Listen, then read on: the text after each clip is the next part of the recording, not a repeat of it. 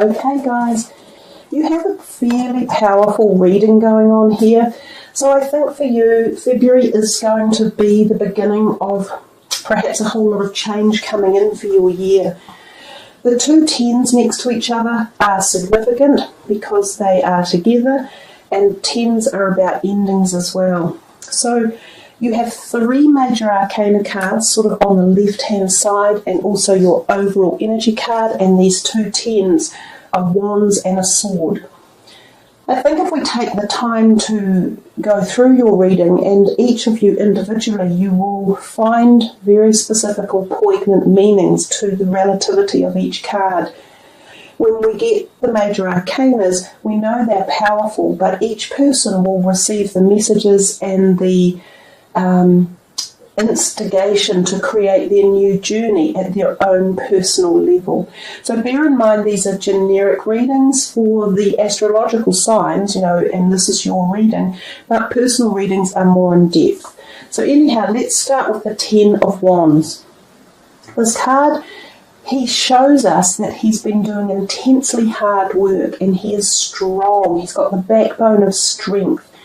His determination and hard work over a project, over a period of time, and possibly the number 10 is representative here, is coming to an end, and it's been worthwhile. He has garnished upon or gathered upon his way lots of knowledge and input and ideas and structures, and also people and energy, and he is moving to the last stages of his project with this finality and success as a final goal. So I look at that card as one of positive achievement and heading towards a new direction or finishing of an old project with a successful accumulation of knowledge, awareness and adaptness and prowess and ability. So a positive card. It can generally mean too that you are a little bit worn out and you have been doing this for a long time and you have had a lot on your back. So take heed that it's been worthwhile and everything you've done is accumulating into a positive. The card next to it, the Ten of Swords, almost as a carry-on from that Ten of Wands in many ways. He has the same number of articles that he was carrying, and he's sort of the Ten of Wands on the left. He sort of stumbles across the line with these, heavy load of stuff that he's been carrying to success. And then he crosses the line and he feels, I'm deflated. And often that is the case when you've been on something for such a long time and you finish it. You feel almost elation but also disappointment that it's finished, and you feel an emptiness.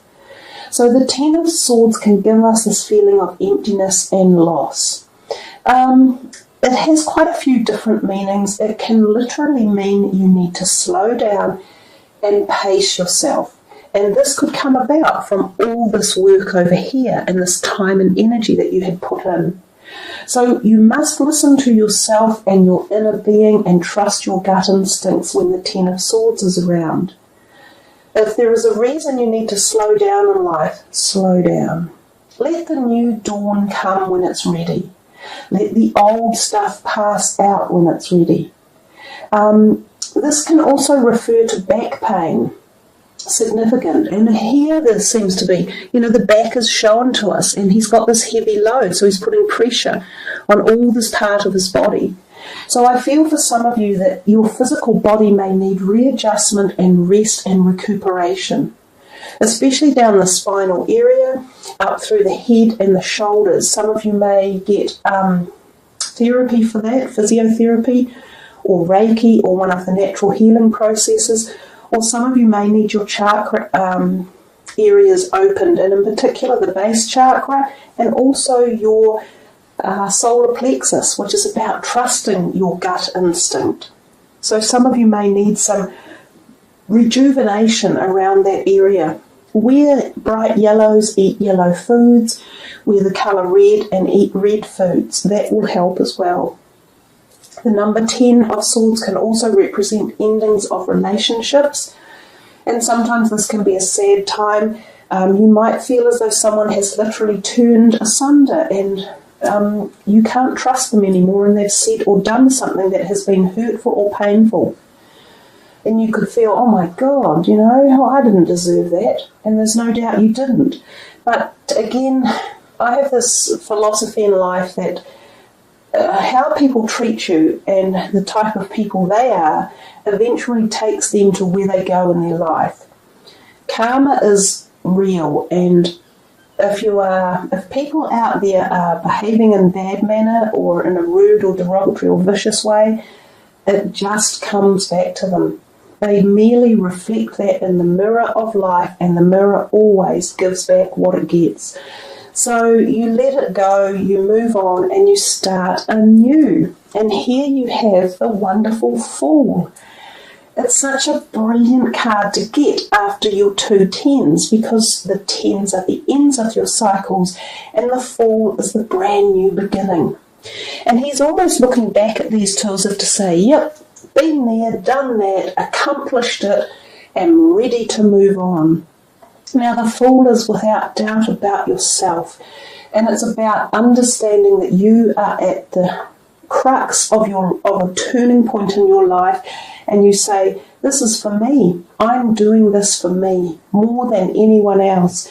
And this can be very much at the metaphysical, at the spiritual, also the physical, because there could be physical changes that needed to be made, dietary or bodily changes one way or another. But the Fool is the very epitome of a brand new journey of buoyancy, of determination, of success, and of reaching the epoch of your desires and goals. It's exactly what Vesta says. She says you regenerate yourself and dedicate yourself to your aspirations, plans, and goals. And this is really quite poignant. In fact, we can analyze anything that we see and pull in meanings into them. And if we look at this card, we see the sun in the sky up here, beaming down, which could be tied into the eclipses for the month, but at the same time we see this little zero up here in the sky, not far from the sun, which could literally be the asteroid Vesta. And so this could be Vesta's energies fueling you guys, giving you this new release. We come here to the next card, which is the High Priestess. She also is about esoteric knowledge and understanding and connection to the awe of the universe. She holds the Torah on her lap, which is about philosophical or religious perspective knowledge, spiritual acclaim. She is about black and white, yin and yang, male and female. She understands it. She's grasping the deepness of life's lessons and why we're here and who we are and how divine our life is and how enriched it can be. She is full of wisdom and nurturing, and again we have this wonderful ecliptical moon down here telling us that these energies are profoundly being activated around this time of the eclipse and the asteroid. So you are being awakened, you are being prepared for something divinely orchestrated for you, about you, which is why we're here in the first place. She is also, to a degree, sexually fertile, so there's possible sexual attraction, new relationships coming in, physically sexual relationships. It's also, again, about your physical body and often about the hormones and the sexual perspective of us. So for some of you, there could be a tie-in somewhere here about maybe past issues you have had around your sexuality or relationships that deal with that, and maybe these are being reawakened or readjusted, or you are learning to have more faith in yourself and be true and honest to yourself. As I said in the beginning, this seemed to be a really deep reading, and I think the cards that have come out are showing us just how deep it could be with each individual. The High Priestess, she is a lovely card. She is also about trusting your intuition, your psychic abilities, the connection to the afterlife and the spiritual realm as well. So some of you may feel incredibly close to that realm. You may be dream activated. You may experience astral traveling, astral plane work, and things like that. This is a really neat reading to be able to pass along to you guys. It's a true pleasure to be able to provide insight into the activation, I think, that is coming your way. So we come here to the overall energy card and we see Judgment. You know, Judgment is a powerful card in the deck, and a lot of people don't like it that much, but I think it is a card of awakening and awareness. It seems possibly a bit apocalyptic in the degree of change. We see these people floating on the sea, and they all look a bit, oh my God, we're here and we have to go on this journey, there's no stopping us. But they've been awakened to it by the heralding of this trumpet from one of the archangels. So the message comes to them from such unbelievable high levels, and it helps them to see the direction that they should be going in, and it's all about change and awareness and hearing and listening and learning and connection. So it's a profound card that teaches us to be open for the doors when they come, because I can tell you guys, your doors are opening. And to let the old ones close and to move on and understand that some of our perspectives or beliefs that we may have set up, it's time to drop them, and it's time to move into new knowledge and awareness and activation. So it's a very, very powerful reading, and it's very personal at incredible levels, and it's very much about change of direction and change of so much going on for you at so many levels. I would call it a good reading. And in fact, I think Donald Trump is a Gemini. So you could almost say this is Donald Trump's reading, and it actually makes incredible sense for him too. Hopefully he will be awakened at levels like this, you know, and connect with the higher source of the universe. So let's put these cards away and find your last card for the reading and see what your last message is, Gemini. The heart chakra. Yeah, there's a lot of passion in the reading, and there's a lot of heart stuff. And we have some beautiful heart stones on the table even that you can sort of call in and just energize with that card as well. So I really like this card, and I have found it to be quite indicative of two different perspectives of life. That of the physical, well, three actually, the physical, emotional and spiritual. So I'll work through all of those with you. It says here, love is the heart of the matter. Your heart is the centre within your physical being, attuned most to love. It's safe for you to love and be loved with an open heart as we stand by with perfect protection and guidance. So, some of you are looking for love, or you're looking to re-establish love within relationships that might feel as though they have gone or been lost.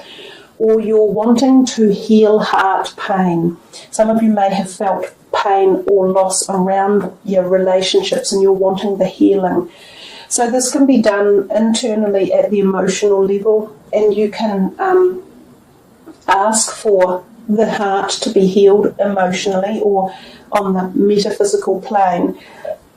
The more we bring love into our lives, the more healing naturally occurs. So without focusing on the negatives of any pain or loss, you just ask for the heart to be healed and for new love to be representatively brought into your life at all levels. So not just in one area, such as relationships. It can be love for life, love for living, for the planet, for other people, for healing and helping and support. We also see this card as a physical heart chakra energy card. So it tells us that some of you need to have your heart health checked. You should make sure your cholesterol levels are good, that your blood pressure is good, and that your heart is in good physical health. So if some of you need to go on a dietary change or lower your blood pressure, there are so many natural ways that you can do this in today's society. For instance, massage is a wonderful way of reducing blood pressure. Walking and exercising and reducing fat and alcohol intake also help reduce blood pressure.